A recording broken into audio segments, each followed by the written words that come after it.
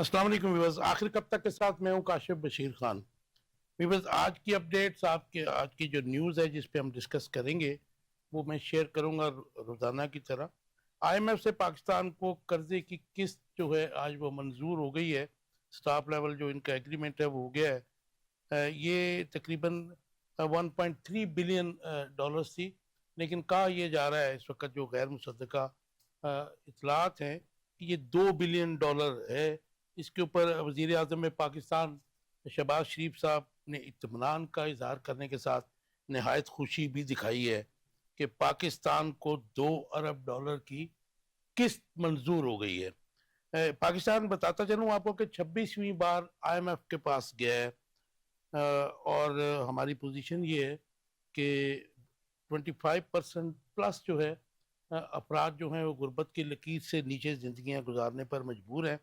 इनमें से जो है बिल्कुल जो ऑफिशियल डाटा आपको बता रहा हूँ कि लास्ट ईयर 2024 में 1 करोड़ 30 लाख लोग जो हैं गुर्बत सतह गुर्बत की से नीचे चले गए, यानी कि गुर्बत की लकीर को क्रॉस कर गए। आज डिस्कस करेंगे कि क्या कर्जे लेकर पाकिस्तान में सरमायाकारी हो सकती है और पाकिस्तान के मौशी मसाइल का हल सियासी इस्तेहकाम से कितना जुड़ा हुआ है। इसके अलावा पॉलिटिकल साइड के ऊपर अगर हम देखें तो बिलावल भुट्टो जरदारी, ये आज बात करेंगे कि क्या बिलावल भुट्टो जरदारी तहरीके इंसाफ को मुज़ाकरात पर राजी कर लेंगे और क्या बानी तहरीके इंसाफ इमरान खान हाथ मिला लेंगे बिलावल भुट्टो जरदारी से।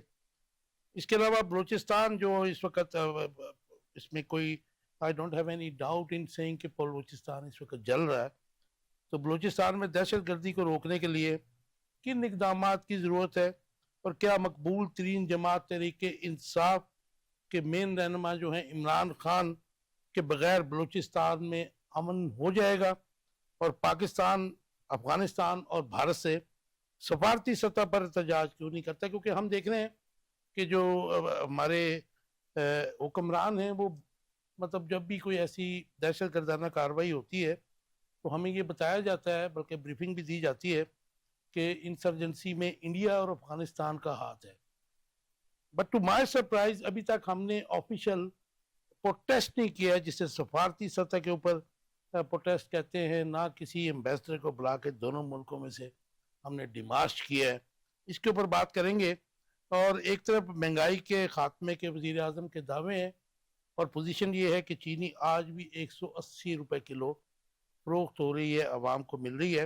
और last but not the least, जो विल्सन की जो अमरीकी कांग्रेस में सफरी और दूसरी पाबंदियों की के लिए पाकिस्तान की क़यादत पर जो करारदाद पेश की गई है, इसमें दोनों पार्टीज जो हैं वहाँ की अमेरिकन कांग्रेस की उनके अरकान शामिल हैं। इनके असरात क्या होंगे। और इसके अलावा एक ऐलान है KPK की गवर्नमेंट की तरफ से, अलीमीन गंडापुर साहब की तरफ से, कि दहशत गर्दी के खिलाफ भरपूर ऑपरेशन वो शुरू करने जा रहे हैं। तो आज की ये अपडेट्स है।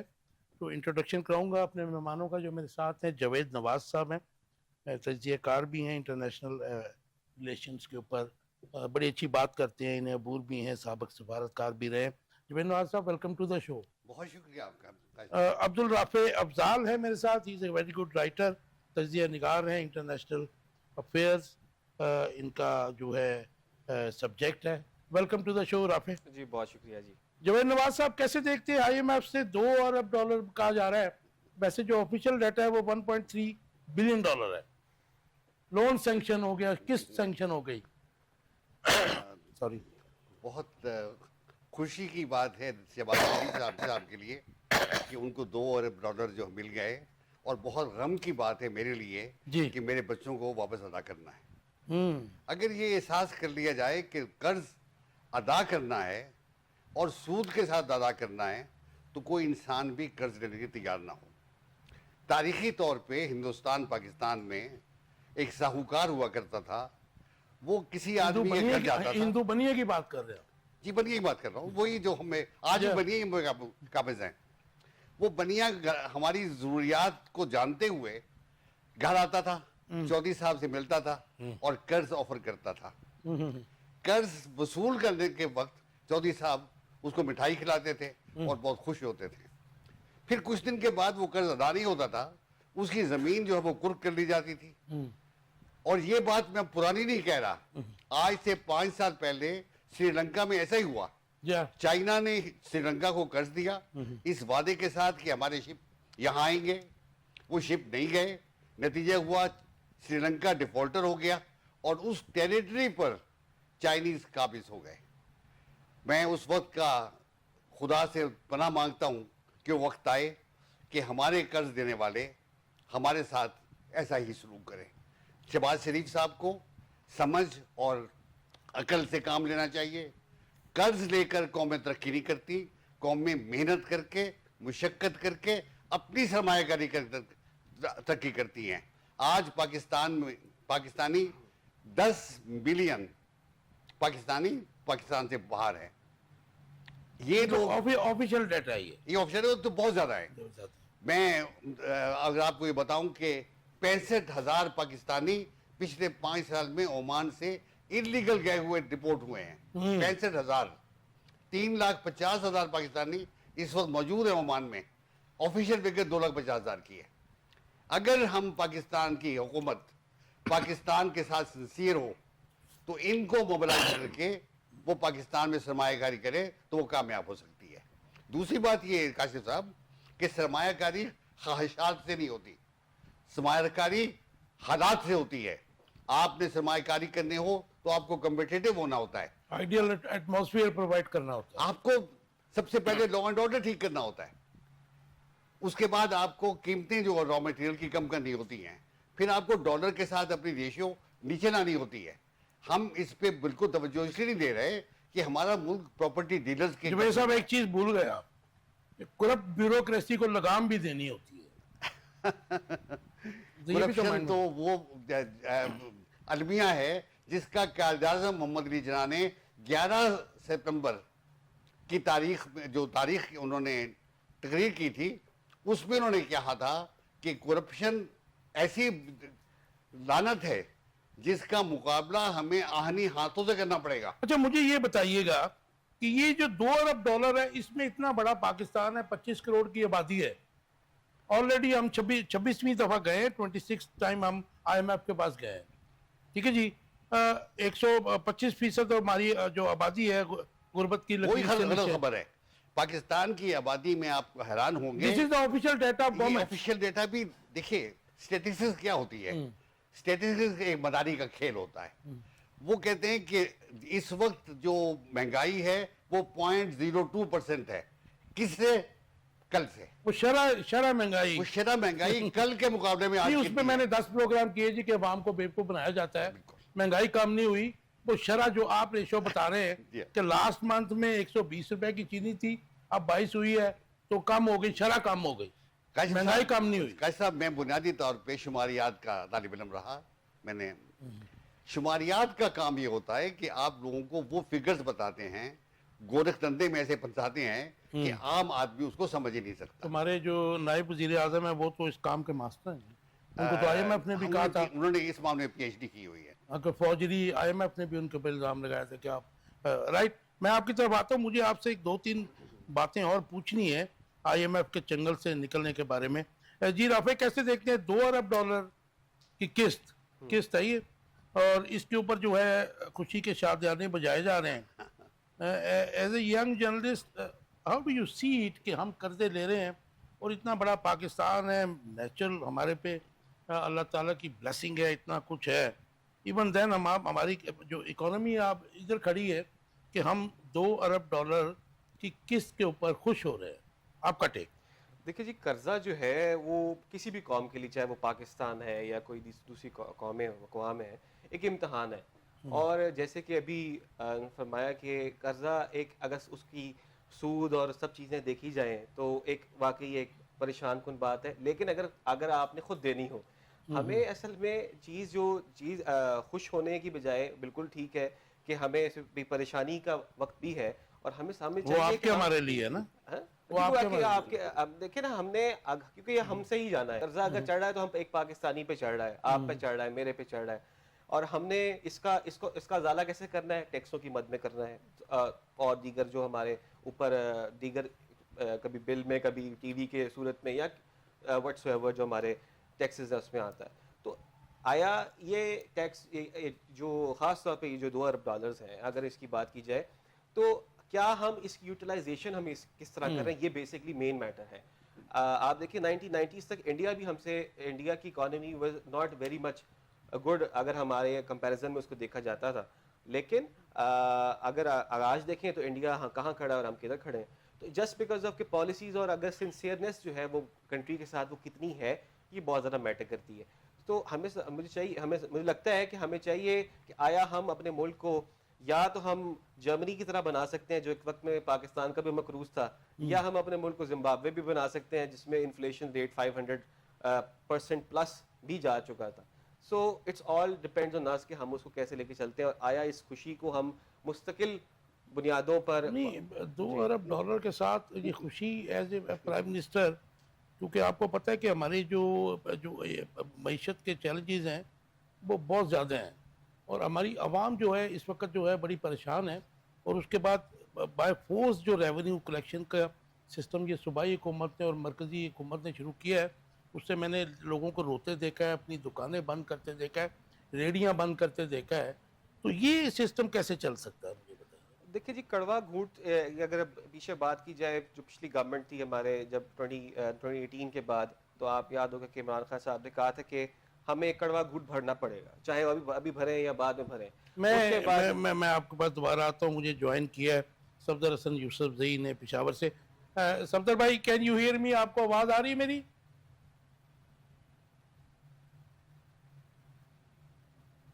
جی صفدر بھائی, آواز آ رہی ہے آپ کو؟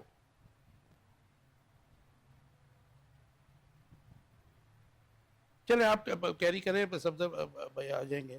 جی ہاں, تو میں جیسے کہہ رہا تھا کہ جیسے 2018 میں آپ کو شاید میل میں ہے کہ ڈالر ایک دم سے بہت زیادہ ایکسیڈ کیا, لیکن وہ 145 پہ ٹھہر گیا تھا. آخر میں جب گئے تو 178 پہ تھا. جی بالکل, اور جس دن رجیم چینج ہوا ہے 178 تھا. اس کے بعد ڈالر نہیں رکا, ڈالر 330 تک بھی چلا, سونا بھی نہیں رکا, اور وہ پھر کرتے کرتے اب جو ہے وہ 270-80 کچھ بھی نہیں رکا, کنٹرول میں نہیں رہا. ایسے ہی ہوتا ہے. دیکھیں جو آپ کی بات آپ نے بالکل پروگرام کے سٹارٹ میں کی, پولیٹیکل سٹیبلٹی بہت زیادہ میٹر کرتی ہے کسی بھی اسٹیٹ کے لیے. سرمایہ کار بھی تب آتا ہے جب پولیٹیکل سٹیبلٹی ہوتی ہے, اس کو پتا ہوتا ہے کہ میرا سرمایہ آیا وہ مجھے پروفٹ دے گا کہ نہیں دے گا, کیونکہ ایک سرمایہ کار. اچھا, یہ پاکستان کی جو مشکلات ہیں اکانومی کی, $2 ارب کی جو سالانہ قسط ہے, سالانہ نا جی, مجھے تو ہنسی آتی ہے کہ ہمارا امریکن پریزیڈنٹ MBS سے کہتا ہے کہ مجھے $1 ٹریلین دو, and he has agreed. and he says he has agreed. اب وہ $1 ٹریلین مانگ رہا ہے جو $1000 بلین ہوتا ہے. ہم $2 بلین پہ شادیانے بجا رہے ہیں. انتہائی شرم. جی آواز آ رہی ہے آپ کو صفدر بھائی؟ میں آپ کو ریکنیکٹ کرنا پڑے گا. مجھے بتائیے گا جاوید صاحب, مطلب یہ اس وقت ہم جو برے چنگل میں جسے وشیس سرکل بھی کہتے ہیں, اس سے بھی بات آگے نکل گئی ہوئی ہے. تو یہ ہم کیا اس سے کیسے نکلیں گے؟ موریٹوریم کوئی کرے گا کوئی حکمران آ کر, یہ تو نہیں کریں گے, یہ تو لیتے جائیں گے. مطلب پوزیشن آپ کو لگتا ہے کہ موریٹوریم بھی ہم کر سکتے ہیں؟ میں آپ کی ٹیکنیکل دیکھیں, میں آپ کو بتاؤں, پاکستان 47 میں آزاد ہوا تھا. اس وقت قائد اعظم محمد علی جناح گورنر جنرل بنے تھے. اختیارات ان کے پاس نہیں تھے. اختیارات ایک چھوٹی سی کیبنٹ تھی 4-5 آدمیوں کی. شعیب تھا اس میں, غلام محمد نہیں, اس میں سکندر مرزا تھا, اس میں ہمارے لاہوری دوست غلام محمد تھے, یہ لوگ تھے. آپ اندازہ کریں کہ قائد اعظم محمد علی جناح پاکستان کو 1935 ایکٹ کے خلاف انہوں نے 26 دفعہ تقریر کی, اور ہم نے 1935 ایکٹ کے تحت آزادی حاصل کی. قائد اعظم کہتے تھے کہ 1.5 سال کے اندر کانسٹیٹیوشن بن جائے گا, ہم نے 14-15 سال لگا دیے. 56 میں بنا جائے, 56 بنا, اور اس کو بھی نہیں چلنے نہیں دیا. وہ بھی ختم. پاکستان کی بدنصیبی اور میری بدنصیبی اور میرے والدین کی اور بچوں کی بدنصیبی یہ ہے کہ پاکستان پر ایک مافیا کا کنٹرول ہے. وہ رپورٹ تیار کرتے ہیں, وقت کے مطابق لوگوں کے جذبات کو سامنے رکھ کے स्लोगन तैयार करते हैं, अपना आदमी लॉन्च करते हैं, वो कभी वज़ीर आज़म बन जाता है, कभी सदर बन जाता है। ये एक कंटिन्यूटी है। तो फिर हम ये कर्जे वाले जो IMF से जंगल से नहीं निकलेंगे जी जल्दी? कभी नहीं निकल सकते, इनकी नीयत ही निकलने की नहीं अच्छा, है। उसमें आप मुझे ये मैं आपको एक बताइए। बात बताऊं, जी जी। हमारी हुकूमत की रिक्वायरमेंट क्या है? 17.2 बिलियन डॉलर ये हर साल खर्च करते हैं अशराफिया की मराहत पे। इनको ये चाहिए 17.2 बिलियन। उसके बाद इनको पाकिस्तान की हर मुल्क को फौज चाहिए। वैसा हमें मुझे फौज बड़ा चाहिए। इंपॉर्टेंट क्वेश्चन आपसे पूछना है। कोई भी हुक्मरान जो है ऑल्टरनेट जो सोर्स है उसकी तरफ क्यों नहीं जाते कि इट्स वेरी इजी के कर्जा है उनसे $1 अरब ले लो, $2 अरब ले लो, बांट लो, बंदर बांट कर दो, फिर अगले साल और ले लो, रोना रोते रहो माशी मसाइल का। क्या हमारे पाकिस्तान में कोई ऑल्टरनेट सोर्स नहीं है कि जिससे फंड्स जनरेट कर सके हम? पाकिस्तान में जो ऑलरेडी प्रोड्यूस हो रहा है वो इस काबिल है। ये हमारे हुक्मरान जो है ना, इनके अंदर जहालत जो है ना वो राज़िक है। हमारे एक पीपल्स पार्टी के चेयरमैन हैं, वो कहते हैं कि सब्जियां और प्याज और उगा के हम लोग एक्सपोर्ट करके मुकाबला कर सकते हैं। इमरान खान तशरीफ लाए थे, वो कहते थे कट्टे पैदा करके और बकरियां पैदा करके और मुर्गियां पैदा करके हम एक्सपोर्ट कर सकते हैं। खुदारा मेरा दोस्त अनवर इब्राहिम कुछ दिन पहले पाकिस्तान आया था, वो अपने साथ एक प्रोजेक्ट लेके आया था कि पाकिस्तान जो बुनियादी तौर पे IT का जो शोबा है उसमें तरक्की करे और सेमी कंडक्टर जो है वो मैन्युफैक्चर करने की कोशिश करे। आपको मालूम है कि दुनिया में $500 बिलियन की इंडस्ट्री है सोलर कंडक्टर की, जो पाकिस्तान जिसमें अभी शरीक नहीं है। आप ऐसी इंडस्ट्री में आइए जिसमें दुनिया में मांग है, जिसकी वैल्यू एडेड है। आप पाकिस्तान की सारी जो एनर्जी है वो अब शुगर पैदा करने पे और आटा बेचने में लगा देते हैं। क्योंकि वो शुगर का आटा है ना जी, यहाँ पे वो इनका अपना ही है ना सर। एग्जैक्टली। प्रॉब्लम ये है कि पाकिस्तान जिस माफिया के कंट्रोल में है वो इसको अपनी मर्जी के मुताबिक चलाते हैं और उनके अखराजात के लिए $2 बिलियन काफी है। ये देखें ना, अभी एक लास्ट वीक में मियां शहबाज शरीफ साहब ने कहा कि $4 अरब की एक्सपोर्ट्स में 4 आईटी में $4 अरब की। तो इज इट पॉसिबल जहाँ पे आपने इंटरनेट को रिस्ट्रिक्ट कर दिया हो? बेवकूफ़ी की बात है। शहबाज शरीफ साहब मेरे अच्छे दोस्त रहे हैं, मैंने और लाहौर चैम्बर में उनके साथ हम 3 साल तक इकट्ठे रहे हैं। तो फिर आप उनको चैम्बर की सियासत में रहने देते हैं, अवामी सियासत में क्यों लाते? एग्जैक्टली। अब देखिए, मैं मजे की बात बताऊं, पहली जो ओवरसीज पाकिस्तानी की कॉन्फ्रेंस हुई उसमें मैंने नवाज शरीफ साहब को पब्लिकली बताया कि हमारी एक्सपोर्ट इस वक्त IT की 0 है। इंडिया की एक्सपोर्ट $250 मिलियन है और इंडिया ने एक कंपनी को मस्कत में कॉन्ट्रैक्ट दिया है 8,000 कॉल सेंटर बनाने का और उनका टारगेट $5 बिलियन है। नवाज शरीफ तो संजीदगी से बात सुन रहे थे, शेख रशीद ने कहा झूठ है और झूठ कह बात खत्म कर दी। अब जब MBS आए इंडिया लास्ट टाइम, तो वो बड़े खुश थे कि हमारी एक्सपोर्ट जो है $190 बिलियन की ऑयल की है। मोदी ने उनके सामने एक प्ले कार्ड रखा, उन्होंने कहा कि सर हम गरीब मुल्क हैं, हमारी एक्सपोर्ट IT की $197 बिलियन की है। 197 बिलियन इंडिया की IT की एक्सपोर्ट है, जबकि सऊदी अरेबिया की 190 बिलियन की एक्सपोर्ट है। आप देखें ना, आप दुनिया में कहाँ हैं? आपने तो उस तरफ सफर ही शुरू नहीं किया।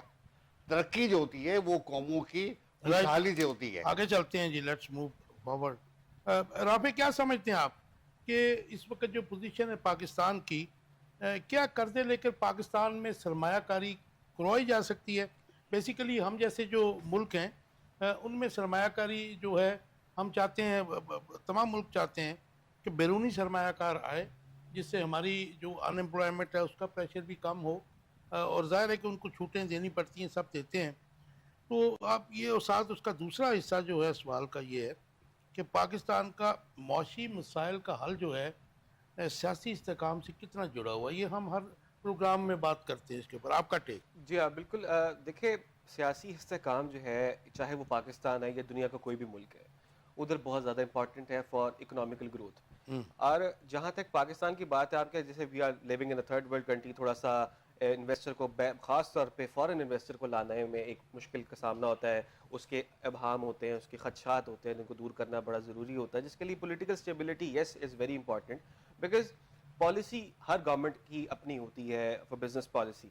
As so far this is concerned yes سرمایہ کاری پاسبل ہے، اور گورنمنٹ جو کرنٹ گورنمنٹ ہے یہ بھی کوشش کر، ہر گورنمنٹ کوشش کرتی ہے کہ بیرون مہنگی توانائی، ہاں آئیڈیل ایٹماسفیئر ہم پرووائڈ نہیں کر سکتے انہیں اس وقت یہ پوزیشن، لا اینڈ آرڈر کی پوزیشن، لا اینڈ آرڈر کی مسئلہ ہے ہمارے پاس، ٹیررزم میرے کا نزدیک مسئلہ سب سے زیادہ امپورٹنٹ کرپٹ بیوروکریسی کا بھی ایشو ہے، جو ملٹیپل یس جو پرابلمس ہے، اور خاص طور پہ جب تک کنسنسس نہیں ہوتا، جب تک اس چیز کی فضا نہیں ہوتی. مثال کے طور پر اگر میں ایک سرمایہ دار ہوں اور میں نے ایک پاکستان میں انویسٹمنٹ کرنی ہے، اور میں سمجھتا ہوں میں دیکھوں گا، میں ہر زاویے سے دیکھوں گا پاکستان کو کہ اچھا میں یہاں پہ ایک فیکٹری لگاؤں گا تو کیا میرے پہ ٹیکسز کس حساب سے لگیں گے، اچھا گورنمنٹ نے مجھے چھوٹ دی ہے، کیا یہ گورنمنٹ ٹکے گی، کیا اگلی گورنمنٹ آ کے دس از دا مین پوائنٹ، اگر کیا یہ گورنمنٹ آ کے اگلی گورنمنٹ آ کے کیا وہ میرے جو مجھے چھوٹ ملی ہے وہ ختم تو نہیں کر دے گی. اس لیے آپ نے دیکھا ہوگا کہ کئی اسٹارٹ اپس انٹرنیشنل پاکستان میں آئے، کئی چل گئے، کئی بند ہو گئے،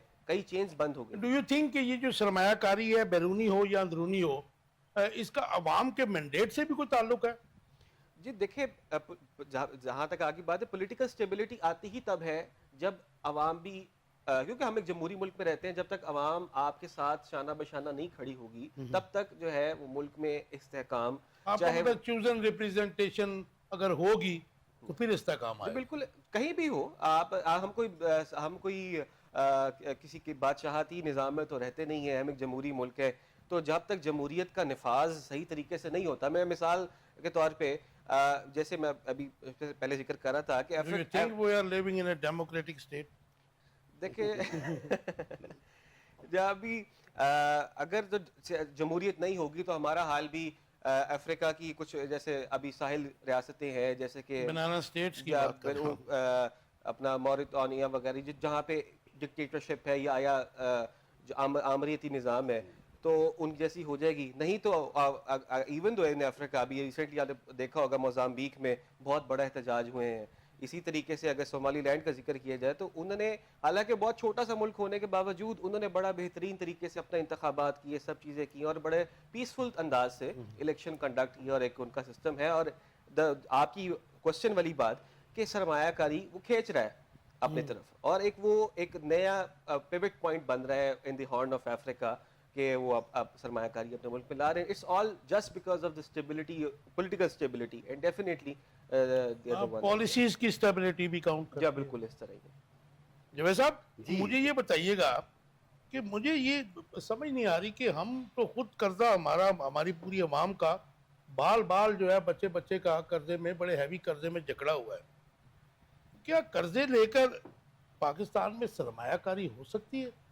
اور دوسرا اس کا یہ ہے کہ یہ جو ہم بات کرتے ہیں، کیونکہ اس کے اوپر بھی پچھلے 2 سال سے ڈیبیٹ ہو رہی ہے کہ جو معاشی معاملات ہیں ان کا سیاسی جو معاملات ہیں ان سے کوئی تعلق ہے. کچھ لوگ کہتے ہیں جی اگر آپ کا اکانومی کا جو ہے وہ جو ہے استحکام ہو، معاشی استحکام ہو، تو سیاسی استحکام بھی ہو جاتا ہے. بٹ مطلب مائی اوپینین از ڈفرینٹ کہ سیاسی استحکام کے بغیر معاشی استحکام نہیں آ سکتا. آپ کا ٹیک اس کے اوپر چاہوں گا. دیکھیے دونوں لازم ملزوم ہیں، رائٹ، سیاسی استحکام اور معاشی استحکام. ان سے زیادہ امپورٹنٹ بات لا اینڈ آرڈر اور عدل رہی ہے. وہ آئیڈیل کنڈیشنز کی بات کر رہے ہیں. اگر آپ کے ملک میں عدل اجتماعی نہیں ہے، آپ کے عوام ترقی نہیں کر سکتے، آپ کے یہاں خوشحالی نہیں آ سکتی. اگر آپ کے یہاں لیگل ڈسپنسیشن نہیں ہے تو کوئی فورنر آپ کے ملک میں آ کے انصاف نہیں لے سکتا. بنیادی جو فلسفہ ہے وہ یہ ہے کہ قرضے پروجیکٹ بیسڈ ہوں تو کامیاب ہوتے ہیں.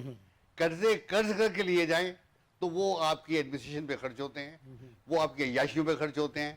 وہ ابھی محترمہ پاکستان گورنمنٹ نے کیا کیا کہ 1100 تک کاریں لیتی ٹیکس ڈپارٹمنٹ کو، اپنے ممبر پارلیمنٹ کی تنخواہیں ڈبل کر دی. یہ قرضے جو لیے جا رہے ہیں یہ وہاں خرچ ہو رہے ہیں.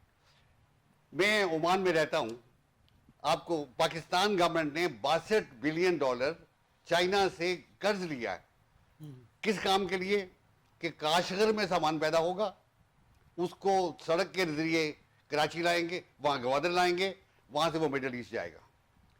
چائنیز جب مسقط آئے تو انہوں نے کہا ہم یہاں انویسٹ کرنا چاہتے ہیں.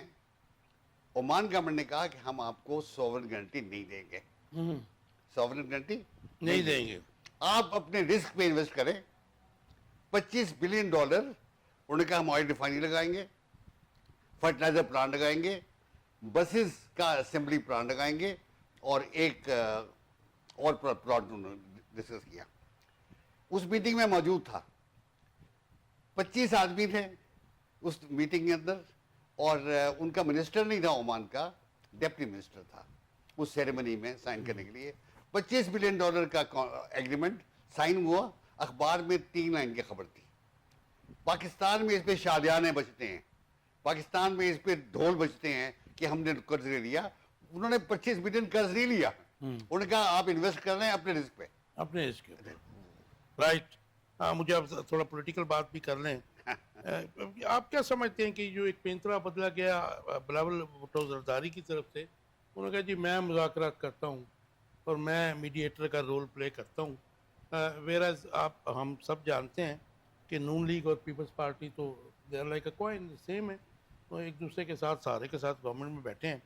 آپ سمجھتے ہیں کہ مذاکرات پر راضی کر لیں گے بلاول بھٹو زرداری عمران خان صاحب کو؟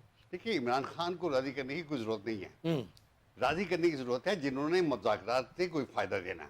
اچھا دیکھیے, اچھا, یہ بڑی آپ نے امپورٹنٹ بات کی ہے. دیکھیے مجھے یہ بتائیے کہ اگر مذاکرات ہوتے ہیں تو گورنمنٹ کے اوپر جو انٹرنل اور ایکسٹرنل بہت بڑا پریشر ہے, اس کو کوئی ریلیف ملے گا اس سے؟ جی دیکھیے, گورنمنٹ آف پاکستان جس کو آپ حکومت پاکستان کہتے ہیں, جو دکھائی دیتی ہے, ویزیبل ہے, اس کے پاس کوئی اختیارات نہیں ہے. اچھا, بنیادی طور پہ اختیارات جو ہیں وہ ہماری اس اسٹیبلشمنٹ کے پاس ہے جو ملک چلا رہی ہے. ایک نیتی سے چلا رہی ہے یا کس طرح بھی چلا رہی ہے. مطلب آپ شہباز شریف کو ڈیفیکٹو سمجھتے ہیں؟ میں سمجھتا ہوں کہ یہ شہباز شریف ایسا ہی وزیر اعظم ہے جیسے رپورٹ ہوتے ہیں. اچھا, دیکھیے, بلاول کا پرابلم کیا ہے؟ بلاول کا پرابلم یہ ہے کہ اسے معلوم ہے کہ شہباز شریف نے جانا ہے اور اس کے بعد ریپلیسمنٹ چاہیے. اب ریپلیسمنٹ کے لیے وہ اپنے آپ کو کوالیفائی کرنا چاہتا ہے. کوالیفائی کس کے پاس کرنا ہے؟ اسٹیبلشمنٹ کے پاس. لہذا وہ اپنے آپ کو گڈ اینڈ بیڈ کے درمیان ایک فرق دکھا کے کہ میں سارے جو وہ اسٹیبلش کرنا چاہ رہا ہے اور جو ان کے ایکٹ ہیں دونوں پولیٹیکل پارٹیز کے, اس میں سے عوام جو ہے, جمہور جو ہے, وہ کہاں پہ ہے؟ عوام کہیں نہیں ہے. عوام کہیں پاکستان کے معاملات کے چلانے میں اگر جاوید نواز اور کاشف بشیر صاحب کا کوئی رول نہیں ہے تو عوام کہاں ہوگی؟ آفٹر آل پاکستان کے جو یہ جمہوریت جمہور کے بغیر ہے, یہ جمہوریت بغیر ملک ہے. اور یہاں جمہوریت اتنی ہے جتنی ہم لوگ کسی وقت اپنے عوام کو دینا چاہتے ہیں. مطلب کسی دن کہتے ہیں کہ اخبار کو آزادی دے دو, خبریں چھاپیں, وہ چھاپنا شروع کر دیتے ہیں. کسی دن کہتے ہیں بند کر دو, وہ بند ہو جاتا ہے.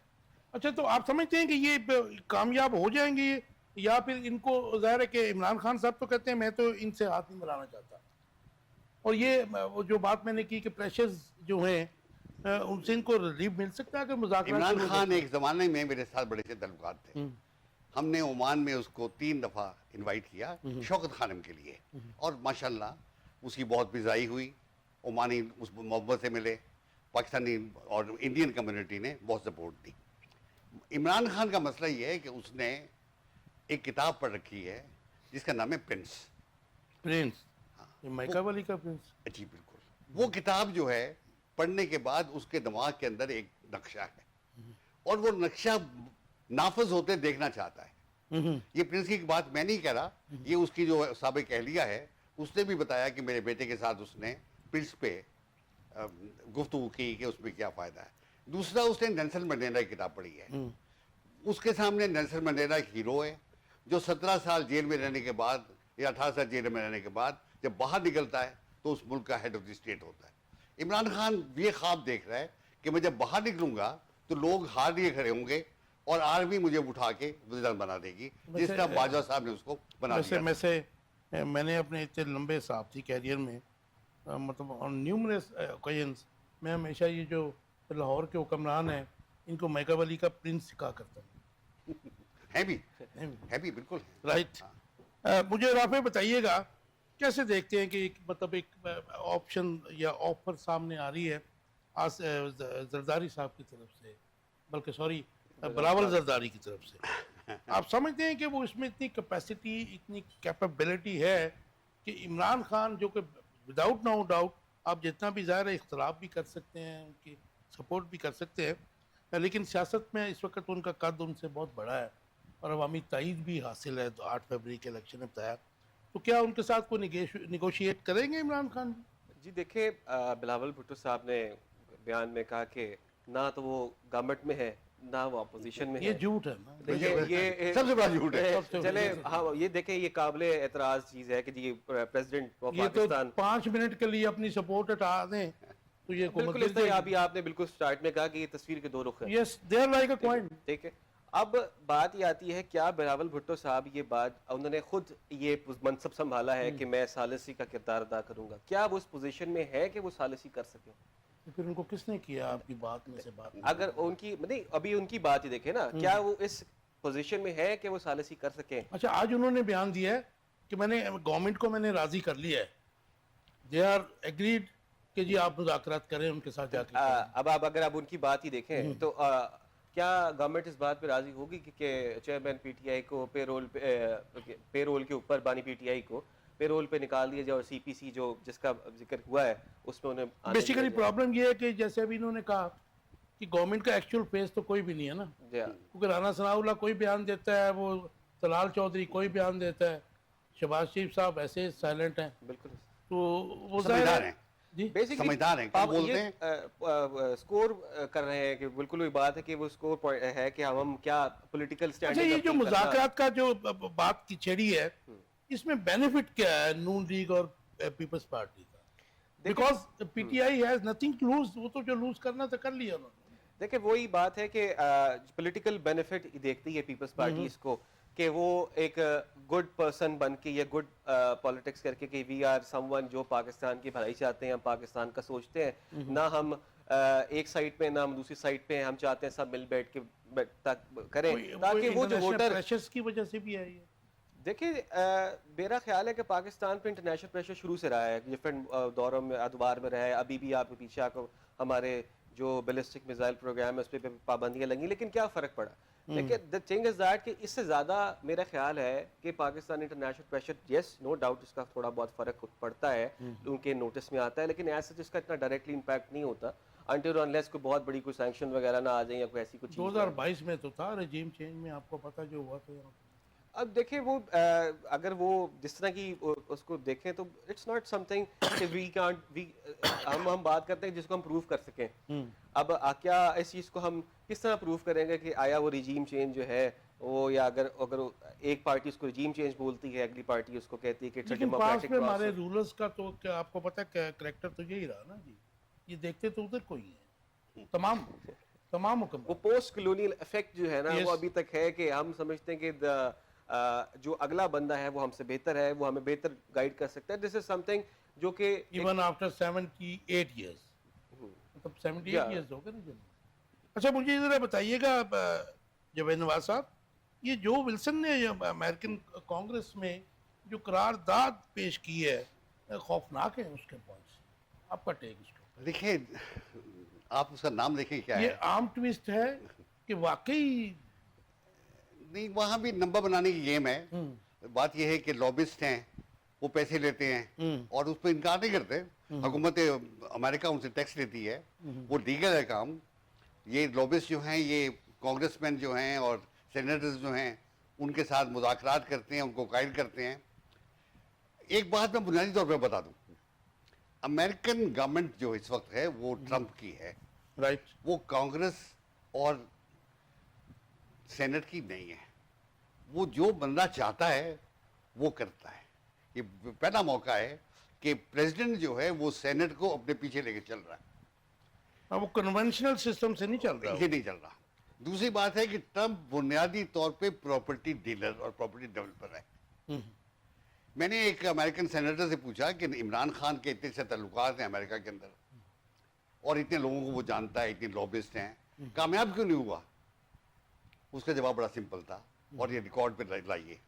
اس نے کہا کہ عمران خان کا جن لوگوں سے ٹرمپ متاثر ہوتا ہے, یا وہ لینڈ مافیا ہے یا وہ کیپٹلسٹ ہیں, سرمایہ دار ہیں. عمران خان کے پاس نہ تو کوئی کیپٹلسٹ اس لیول کا ہے جو ٹرمپ کو متاثر کر سکے, اور نہ کوئی لینڈ ڈیولپر ایسا ہے جو اس کو متاثر کر سکے. لہذا یہ اس گیم سے باہر ہے. ٹرمپ تک جو لوگ, یہ تو ہیومن رائٹس کی وائلیشن, جو آپ کا عوام کا مینڈیٹ چوری کرنے پہ, اس کے سیدھا پوائنٹس تو یہی ہے نا. یہ پاکستان گورنمنٹ کو سنجیدگی سے سوچنا چاہیے, اور ان کو اس پہ لابسٹ رکھنے چاہیے. ان کو وہاں کی رائما سے ہم بات کرنی چاہیے. صاحب اگر آپ ہمیں ٹائم دیتے ہیں 120 days یا 90 days یا 30 days, آپ سمجھتے ہیں کہ اگر یہ اس میں جو وہ کہہ رہے ہیں, کیونکہ ظاہر ہے کہ یہ اس قسم کی جو بات ہے, یہ ڈیٹا تو جاتا ہے نا جی, سب آپ کو پتہ ہی ہے. جاتا بھی ہے, جاتا وہ بناتے بھی ہیں. ہاں بناتے بھی ہیں. اچھا, ہمارے تو لاہور کی گاڑیوں سڑکوں پہ جو نمبر پلیٹس ہیں وہ بھی وہاں جاتی ہیں, آپ کو پتہ ہی ہے. بالکل جاتی ہیں. ان کو یہ معلوم ہوتا ہے کہ کون سی تو گاڑی. یہ جو قرارداد ہے, کوئی مشکلات شکار نہیں, ایسا نہیں ہے. قرارداد دیکھیے, جب تک ٹرمپ کی ریکوائرمنٹ پاکستان کی حکومت پوری کرتی جا رہی ہے. چلیں ٹائم نہ ختم ہو جائے, ہم نے افغانستان پہ بات کرنی ہے. جی مجھے بتائیے گا رافع, یہ جو ولسن کیا, آپ اپنی اوپینین دیجیے, ان کی اوپینین ان کی ہے. یہ جو قرارداد پیش ہوئی ہے, آپ کا ٹیک اس کے اوپر؟ جی دیکھیں, بات یہ ہے کہ بالکل بات کہ ہر ملک میں لابسٹ ہوتے ہیں, چاہے اگر آپ ذکر کیا کہ دونوں پارٹیز کی طرف سے. وہ تو ظاہر مارک سیگل ہوتا تھا, اس کا بینظیر بھٹو بھی, ظاہر سب رکھتے ہیں. نواز شریف جیسے گوالمنڈی کے سیاستدانوں نے بھی رکھا, سب نے رکھے. بالکل. ضرورت جو ہے, جب دنیا بھر میں لابیز ہوتی ہیں, اکثر لابیز کام کرتی ہیں اور وہ پوائنٹ سکورنگ کرتی ہیں. آپ دیکھا ہوگا کہ اس ٹائم کرنٹلی گورنمنٹ کی بات کی جائے, جو US گورنمنٹ اور ٹرمپ ایڈمنسٹریشن ہے, وہ اپنا کام خود کر رہی ہے. آپ دیکھا کہ سینٹ وہ تو سائن کرتے ہیں, سائن کرتے ہیں, پوز کرتے ہیں, اور چیز ہو جاتی ہے. اب اس لحاظ سے دیکھا جائے, بھی ریسنٹلی وائٹ ہاؤس میں بھی اس بارے میں کوسچن ہوا, تو وہ سوال گندم جواب چنا. اچھا, میں آپ کو بتا دیتا ہوں کہ جلیل افریدی صاحب نے جو سوال کیا تھا, اس کے بعد میری ان سے کوئی 3 دفعہ بات ہوئی ہے. Very good friend of mine, رحمت شاہ افریدی صاحب کے صاحب جاتے ہیں فرنٹیئر پوسٹ والے. جی جی. تو وہ 2 دفعہ سوال ہوا. پھر مجھے انہوں نے کہا کہ یار میں تو میڈیا پہ آتا نہیں ہوں یہاں پہ, تو یہ اس کی انٹرپریٹیشن جو ہے غلط کر رہے ہیں یہ لوگ. جو میں نے سوال کیا تھا وہی آپ والی بات, کہ وہ جواب تو دیا نہیں انہوں نے اس کا. جی بالکل. تو اس سے یہ شو ہوتا ہے کہ جو اسٹیٹ گورنمنٹ ہے, جو کی سینٹرل ایڈمنسٹریشن ہے, they are not taking it as a serious thing. وہ چاہے جتنا بھی لابنگ کر رہے ہیں, وہ اس لیول کی نہیں ہو رہی. اس کو جواب یہ دیا تھا کہ وائٹ ہاؤس رابطہ کرے, اس کے اوپر میں بات نہیں کروں. تو لیکن انکار نہیں تھا. دیکھیں, بٹ تھنگ از دیٹ کہ اگر US کا ٹیک ہوتا ہے اس بارے میں, تو اس کا جواب وہاں پہ آتا, ہمیں نظر آتا ڈفرینٹ چیزیں. لیکن جو US کا ڈیپ اسٹیٹ کا معاملہ ہے, وہ تو ایسی پریس کانفرنسوں میں وہ نہیں مطلب کرتے نا, اس کو ریویل بھی نہیں کرتے, ڈسکس بھی نہیں کرتے. بالکل آپ کی بات ٹھیک ہے. اب جہاں تک اس کی اس قرارداد کی بات ہے, 180 دنوں کا انہوں نے کہا کہ 180 دنوں ابھی کہا نہیں ہے, منظور نہیں ہوئی ہے, یا نہیں ابھی جو اس کا وہ مطلب ہے, اس کے اوپر 180 days میں لکھا ہے کہ 180 days کے اندر اس کو کیا جائے. But the thing is that کہ جیسے میں نے بتایا کہ کیا پاکستان کے جو بیلسٹک میزائل کی پروگرام کے اوپر جو پابندیاں لگیں, کیا اس کے بعد کیا بیلسٹک میزائل پروگرام رک گیا؟ وہ نہیں رکا. تو جو جس چیز کو ہم سمجھتے ہیں سیریس لینا, اس کو آگے بڑھاتے ہیں بات کو. مجھے جاوید نواز صاحب بتائیے کہ افغانستان میں انوالومنٹ بہت رہی ہماری ڈیپ اسٹیٹ کی بھی, ہماری آرمی کی بھی, ہماری گورنمنٹس کی بھی, لیکن لاسٹ 8-10 دن میں جو ڈیولپمنٹ ہوئی, اس میں سے پاکستان تو نگیٹ ہو گیا. آپ مجھ سے زیادہ جانتے ہیں کہ قطر جو ہے پہلے فیسیلیٹیٹر ضرور تھا, ان کے پریمیسز یوز ہوتے تھے, لیکن دا مین فیسیلیٹیٹر واز پاکستان, طالبان. آج کیا یہ آیا چینج, کیا پاکستان مائنس ہو گیا؟ انہوں نے ڈائریکٹ زلمے خلیلزاد آیا, اس کے بعد ٹیم آئی, اور وہ خود مذاکرات کر رہے ہیں. یہ بڑی بدنصیبی ہے کہ افغانستان کے ساتھ ہمارا لائزون اس لیے کمزور ہو گیا کہ ہمارے پاس قداور شخصیات نہیں رہی. ایک زمانہ تھا کہ جنرل حمید گل راولپنڈی میں بیٹھے ہوں, کابل میں ہوں یا کہیں بھی ہوں, افغان لیڈرشپ ان سے مشورہ کرتی تھی, کیونکہ وہ ان کو بنیادی طور پہ ایک مخلص دوست سمجھتی تھی. اس کے بعد حافظ حسین احمد, حافظ سمیع الحق کی بات, ان کے ساتھ تعلقات ان کے بہت اچھے تھے. پاکستان کی آرمی میں خالد خواجہ میرے بڑے اچھے دوست ہیں مرحوم, یہ سب لوگ جو ہیں ان پر افغان قیادت جو ہے وہ اعتبار کرتی تھی. اب پاکستان کی حکومت جو ہے بد نصیبی سے ان کے درمیان وہ لائزہ نہیں رہا, وہ اعتماد کی فضا نہیں رہی. وجوہات کچھ بھی ہوں, مجھے نہیں معلوم کہ کیا وجوہات ہیں. قطر نے ہمیشہ اچھا رول پلے کیا. قطر نے غزہ کے لوگوں کو پناہ دی, قطر نے ان کا دفتر وہاں قائم رکھا, نیگوشیٹ بھی کیا. پھر ان کے پاس پیسے بھی ہیں دینے کے لیے. سر ہمارا دینے کے کچھ نہیں ہے, ہم دعائیں دیتے ہیں. ان کو دعائیں نہیں چاہیے, ان کو دوائیں چاہیے. اگر آپ ان کو دے نہیں سکتے. اچھا میں چاہ رہا ہوں کہ ٹائم بالکل ختم ہو رہا ہے.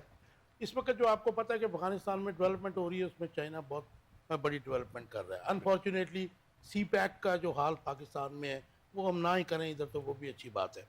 تو آپ سمجھتے ہیں کہ ایک بڑا محاذ جو ہے طالبان کی جب ہم بات کرتے ہیں تو افغانستان سے پلس جو نیکسس ہے امریکہ کے ساتھ, جیسے ہم پینٹاگون کی اور اس کی بات کرتے ہیں راہ کی, تو ایسا کوئی نیئر فیوچر میں ادھر سے ہمیں کوئی خطرہ ہے افغانستان؟ میں نہیں سمجھتا کہ افغانستان سے پاکستان کو کوئی خطرہ ہے, اس لیے کہ افغانستان کی حکومت جو ہے اس کی بنیادی پالیسی یہ رہی ہے کہ آپ ان کے معاملات میں دخل نہیں دیں.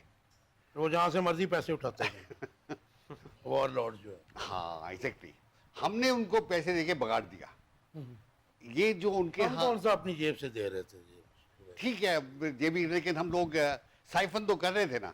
نتیجہ یہ ہوا تھا کہ افغان جو ہیں, میں 2 سال تک کوئٹہ میں رہا. آپ نے کوئٹہ کی بات بھی کی تھی, بلوچستان کی. 80 اور 81 2 سال میں کوئٹہ میں رہا. میرے پاس ایشین ڈیولپمنٹ بینک کا ایک پروجیکٹ تھا. جی جی. آپ اندازہ کریں کہ کوئٹہ کے اندر اتنا امن تھا, اتنا سکون تھا, اتنی محبت تھی لوگوں کے کہ میرا کرزئی ہمسایہ تھا. حامد کرزئی, بالکل, جو بعد میں جا کے وہاں پریزیڈنٹ بن گیا. بے شمار افغان وہاں رہتے تھے اور کوئی ڈسکرمنیشن نہیں تھا, کوئی نہیں تھا. آج ہمارے ہاں بنیادی بات یہ ہے کہ ہماری قیادت پہ افغانستان کی قیادت کو اعتبار نہیں ہے. اعتبار نہیں ہے. جی رافع, مجھے بتائیے گا اور یو سی کہ جو ایک نیکسس بن رہا ہے, کیونکہ ظاہر ہے کہ سی پیک بھی ہے, مطلب ظاہر ہے اوپنلی امریکہ تو اس کے اگینسٹ بھی ہے, اور جو انویسٹمنٹ اس وقت چائنا افغانستان میں کر رہا ہے, اور جس طریقے سے پاکستان کو مائنس کیا گیا ہے قطر میں جا کے مذاکرات جو ہوئے ہیں, زلمے خلیل زاد بھی ادھر آئے, اس کے بعد ان کا وہ دوسرا ڈیلیگیشن بھی آیا, اور انہوں نے اپنے قیدی بھی جو ہے 2021 سے جو تھے 3 بیسیکلی 2 پہلے اور اب ایک اور کو لے گئے. کیسے دیکھتے ہیں اس صورتحال میں پاکستان کا کھڑا, ہماری فورن پالیسی کہاں کھڑی ہے؟ دیکھیں جی, زلمے خلیل زاد صاحب کی جہاں تک بات ہے تو وہ ٹیکنیکلی ہی از پرسن جس کو آپ ڈفرینٹ پروجیکٹس کے لیے ہائر کرتے ہیں. یو ایس اے کو جب ان کی ضرورت ہوتی ہے وہ انہیں ہائر کرتے ہیں, جی یہ فلانا ہمارا کام ہے, آپ جا کے یہ ذرا کام کروا دیں. سو جہاں تک used to be special envoy نا, یا بالکل اس طرح ہی ہے. تو وہ جہاں تک ان کا کام ہے جو اپنے اسپیشل انٹرسٹ کی, جہاں تک آپ بات کر رہے ہیں چائنیز انویسٹمنٹ کی خاص طور پہ افغانستان, تو دیکھیں جب ایک ہاتھ اٹھتا ہے تو دوسرا ہاتھ وہاں پہ پہنچتا ہے. ٹیکنیکلی چاہ بہار کو بھی کنیکٹ کر رہے ہیں نا. جی بالکل, چاہ وہ ایک اور یہ ہمارے لیے بری بات ہے, لیکن اس گوادر کی بجائے چاہ بہار روٹ بن رہا ہے. لیکن پرابلم یہ ہے کہ کیا افغانستان کے, اگر افغانستان کے ٹائز پاکستانی گورنمنٹ کے ساتھ بہت اچھے نہیں ہیں تو ان کے افغانستان کے ساتھ بھی بہت اچھے نہیں ہیں. ایرانینز کی اور افغانس کی آپس میں جو ایتھنیسٹی وائز جو ان کی کلیشز ہیں وہ بہت زیادہ ہے. لیکن ہمارے بھی تو ایران سے تعلقات اچھے نہیں ہیں. میں ویسے مثال دے رہا ہوں کہ اگر ہم آلٹرنیٹیو روٹ دیکھا جائے کہ جو بیسکلی جو پرابلم لائن جو کنیکٹ کرتی ہے افغانستان کو ود چائنا وہ ہے وارا خان کوریڈور. تو وارا خان کوریڈور میں جو کہ مستقل پہاڑی سلسلہ ہے, وارا خان کو بھی تو ہم نے پنگا لے لیا نا جی پچھلے دنوں. جی وہ ہم نے جی بالکل چھیڑا, وہ 16 ہوا نا جی ہمارے سے. جی اب وہی بات بالکل یہ ہے کہ جو اعتماد کا فقدان ہے نا وہ پیدا کہاں سے ہوا, وہ بیسکلی عوام سے ہوا. اب عوام کیا ہے کہ جب ہم نے 2001 کے بعد جب انخلا ہوا, سوری جب یہ government I Islamic republic of Afghanistan کی, طالبان نہیں جو طالبان کے بعد جو گورنمنٹ اشرف غنی وغیرہ سب جو لوگ اب آئے, تو اس ٹائم ہم پیچھے ہو گئے اور انڈیا جو ہے وہ فرنٹ فٹ پہ آ گیا. آپ مجھے بتائیں کہ کیا افغانستان اتنا اہم ملک ہے کہ اس میں بے شمار کاؤنسلیٹ جنرل آفس نہیں وہ تو کھولے جائیں؟ 12 تھے نا, آئی اسٹل ریمبر 12 اور 13 تھے, نہیں اس کا یہ ہے لیکن ہماری گرپ تو اس وقت بھی نہیں تھی نا, گریپ کا یہ انسرجنسی وہیں سے انڈیا کروا رہا تھا ساری. بالکل. عوام کسی بھی جنریشن کسی بھی ملک کا مائنڈ سیٹ بدلنے کے لیے ایک جنریشن گیپ چاہیے. اچھا مجھے بتائیے, یہ ساری مشکلات بہت زیادہ ہیں ہمارے اس ریجن میں. جی اس سائڈ پہ ہمارا جو دشمن ہے, جس کو ہم کچھ سالوں سے دشمن مان ہی نہیں رہے ہیں, اور وہ اپنا کام دکھا رہا ہے انڈیا, ٹھیک ہے نا جی, یہ سارا نیکسس ہے آپ کا. آپ کا سمجھتے ہیں کہ ہماری جو فورن پالیسی ہے اس میں پرائرٹیز کیا ہیں اس کی, ہم تو سمجھ نہیں آتی کہ فورن پالیسی کیا ہے. اور ابھی جو شدید دہشت گردی ہوئی ہے جعفر ایکسپریس, نوش کی, اور اس سے پہلے بھی, تو اس پہ ہم جو ہے ان کی ایمبیسیز کو ہم کیوں نہیں ڈیمارش کر سکے, یا پھر ایمبیسڈرز کو کیوں نہیں بلا سکے, یا پھر سفارتی سطح کے اوپر ہم نے پروٹیسٹ کیوں نہیں کیا؟ دیکھیں جی, اصل میں دو چیزیں ہیں. ایک تو ہمارا انٹرنل سٹیبلٹی ہے, دین ہم we talk about external stability. Foreign policy کی جہاں تک بات ہے تو فورن پالیسی کامیاب اس وقت ہوتی ہے جب آپ انٹرنلی بھی ٹھیک ہوں. جب آپ کے گھر میں اپنے آگ لگی ہو تو آپ باہر سے کیسے آگ بجھائیں گے کسی جگہ کی؟ لیکن آپ دیکھیں نا, ہم بڑا لمبا ٹاپک ہے, اس کے لیے تو کئی پروگرام چاہیے, کہ فورن پالیسی کے ساتھ تو سب کچھ ہی جڑا ہوا ہے. جی بالکل اس طرح ہی ہے, لیکن آپ آپ کا کسی بزنس, آپ کا سب کچھ, جب آپ کے پیچھے سرمایہ ہو, جب آپ کے پیچھے کچھ چیز ہو سپورٹ کرنے کے لیے, تبھی آپ کسی سے کچھ چیز بنوا سکتے ہیں. لیکن میں جاوید صاحب شاید مجھے سیکنڈ کریں جی کہ 71 کے بعد ہمارے پاس سرمایہ بھی نہیں تھا, ہم ٹوٹے ہوئے تھے. یہ بھی کہا جاتا تھا کہ یہ جو ویسٹرن ہمارا حصہ ہے یہ بڑی جلدی یہ بھی ختم ہو جائے گا. لیکن اس وقت کی مطلب اختلافات تو ہر دور میں رہے ہیں, لیکن بھٹو صاحب کی اور عزیز احمد کی جو فورن پالیسی تھی, that earned a lot for Pakistan. Aziz Ahmed ایک شخصیت تھی. اب ہمارے فورن آفس کون چلا رہا ہے؟ دیکھیے نا, اب فرق دیکھیے, جی قائد پہ, لیڈر پہ. جاوید صاحب 40 سال سے آپ کے وہ فائنانس منسٹر بھی رہے ہیں, ڈپٹی پرائم منسٹر ہیں. دیکھیے اس کی اگر سوری میں آپ کروں تو جیسے اب فار ایگزامپل انڈیا کی مثال لے لیں. انڈیا نے ہمیشہ اور اکثر و بیشتر جو اپنا فارن منسٹر ہوتا ہے وہ کریئر بیسڈ ڈپلومیٹ لگایا, جس کو اس چیز کا پتہ ہو. اب آپ بے شک وہ 40 سال سے ان کا فائنینشیل بیک گراؤنڈ ہے, ہمارے ڈپٹی پرائم منسٹر بھی ہیں اور منسٹر فار فائنانس بھی ہیں, but he don't have any portfolio for the ministry of foreign affairs. تو یہاں پہ ہم لیک کرتے ہیں جب ٹیکنیکل باہر بندے کو. مجھے رافع ون لائن آنسر دیجیے گا. تمام اکانومی کے, میں سمجھتا ہوں بڑی اسٹرانگ اکانومی بھی ہماری ہو, ہم جو ہے پار میں بھی ہوں, جو ہماری جو طاقت ہے ظاہر ہے کہ وہ ہمارا ایمونیشن بھی ہے, ہماری ایٹامک پار بھی ہے, تو اگر فورن پالیسی کچھ نہ ہو تو پھر کہاں کھڑے ہیں ہم؟ دیکھیں جی, فورن پالیسی جو ہے وہ ایک ایسی ڈھال ہے جو کسی ملک کو بچاتی ہے ٹوٹنے سے, نکلنے سے, آگے نکلنے. ابھی فورن پالیسی کیا, ہماری ٹائم ختم ہو گیا. ابھی ہماری فورن پالیسی ہے کہ جو آئے لے لو, ڈنگ ٹپاؤ. ڈنگ ٹپاؤ. یہ میں آپ سے پوچھ رہا ہوں جی, یہ امپورٹنٹ کوسچن ہے. جو ویسا مجھے بتا دیجیے, ہم نے ان سے آفیشیلی پروٹیسٹ کیوں نہیں کیا ہے؟ اسی کی ہمیں ضرورت نہیں ہے, ہمیں ہمت نہیں. انڈیا سے بھی نہیں, افغانستان سے بھی نہیں. نہیں, دونوں سے نہیں ہے. تو پھر ہمارا جو پرائم منسٹر ہے وہ کیوں کہتا ہے کہ دہشت گردی افغانستان کروا رہا ہے یا انڈیا کروا رہا ہے؟ اگر کہتا ہے تو پھر عوام کا تو اور ہمارا آپ کا بھی مطالبہ ہے کہ بھائی ان کے ایمبیسڈرز کو بلاؤ, ڈیمارچ کرو. یہ کرتا ہے ڈیمارچ کے نہیں؟ تقریر کے دو حصے ہوتے ہیں, ایک ہیومن کنزمپشن کے لیے ہوتی ہے, ایک لوکل کنزمپشن کے لیے ہوتی ہے. ہماری جو وزراء ہیں ان کی تقریر لوکل کنزمپشن کے لیے زیادہ ہوتی ہے, انٹرنیشنل کنزمپشن کے لیے کم ہوتی ہے. مجھے یقین ہے کہ بعض اوقات یہ تقریر کرنے کے بعد فون بھی کر دے ہوں گے کہ ہم نے کہہ دیا, کوئی بات نہیں, ضرورت تھی, ہماری مجبوری تھی. مطلب اف یو ریممبر تو عزیز احمد یا پھر ایون آغا شاہی بھی, چاہے وہ ڈکٹیٹر کے ساتھ تھے, تو وہ تو پاکستان میں ہوتے ہی نہیں تھے ایز اے فارن منسٹر. صاحب سے یعقوب اس سے قداور شخصیات تھی, وہ لگتے تھے کہ کسی ملک کے. ٹائم ختم ہو گیا. آپ سمجھتے ہیں کہ خارجہ پالیسی ہے ہی نہیں ہماری اس وقت؟ بالکل نہیں ہے اس وقت, ہم لوگ بغیر خارجہ آپ دونوں پالیسی کے دوستوں کا بہت شکریہ. ابھی بس آپ دیکھ رہے تھے آخر کب تک, کوشش کی کہ ایک ایسے ٹاپک پہ بات کریں بھی جس پہ بہت کم صحافی بات کرتے ہیں یا پروگرامز میں بات نہیں ہوتی ہے. مسالے والے پروگرام تو سب کرتے ہیں, لیکن جو لوپ ہولز ہیں ہماری گورننس کے ہی ہوں گے. اور اس میں ظاہر ہے کہ جو بڑی اچھی بات میرے دونوں گیسٹوں نے کی وہ یہ تھی کہ کیریئر فارن منسٹر کا نہ ہونا تباہی کا پیش خیمہ ہوتا ہے کسی بھی ریاست کے لیے. امید ہے آپ کو پروگرام پسند آئے ہوگا, آپ کا فیڈ بیک کا انتظار رہے گا. اپنا بہت خیال رکھیے گا. اللہ حافظ.